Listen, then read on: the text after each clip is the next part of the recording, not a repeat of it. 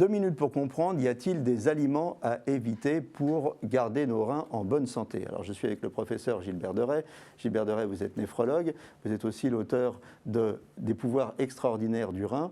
Bien manger pour sauvegarder ses reins, qu'est-ce qu'on mange? Et si on élargissait le débat? En fait, le rein, c'est un organe qui est sentinelle. C'est un organe qui est le seul qui est ouvert sur l'extérieur. Il n'y a pas de pipi du cerveau, malheureusement, et pas de pipi du cœur. Et donc, si vous vous occupez bien de vos reins, en fait, c'est comme si vous vous occupiez bien de l'ensemble de votre corps, de votre cerveau, de votre cœur. Et oui, bien entendu que l'alimentation est absolument cruciale. C'est l'un des piliers, avec l'activité physique, de votre état de santé.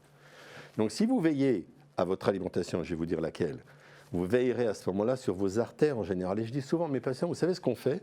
Ce n'est pas simplement pour vos reins, en fait. Si vous protégez vos reins, vous protégez votre cœur, vous protégez votre cerveau. Et je leur dis même, écoutez, si vous avez une maladie génétique, par exemple, je ne peux rien contre votre maladie génétique. Mais avec ce qu'on va faire, on va protéger tout le reste de votre corps. Alors après, quelle alimentation? On va faire simple. Le bon régime, c'est le régime méditerranéen. Alors on ne va pas en faire le détail ici. Le régime méditerranéen est absolument exceptionnel.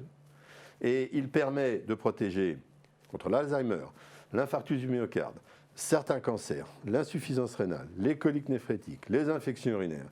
Mettez-vous tous au régime méditerranéen. Je voudrais vous ajouter qu'il y a un élément de notre alimentation qui est un drame, c'est le sel. Nous vivons dans un monde qui est submergé de sel. La recommandation de l'OMS, c'est 5 grammes par jour.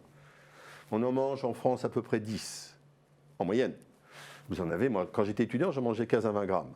Donc, éliminez les salières de votre table et ne mettez plus de sel quand vous cuisinez, mettez des épices à la place. Et enfin, une dernière chose, attention, en quantité de protéines, si vous avez les reins malades, 0,8 grammes kilo au jour de protéines si vos reins sont déjà abîmés.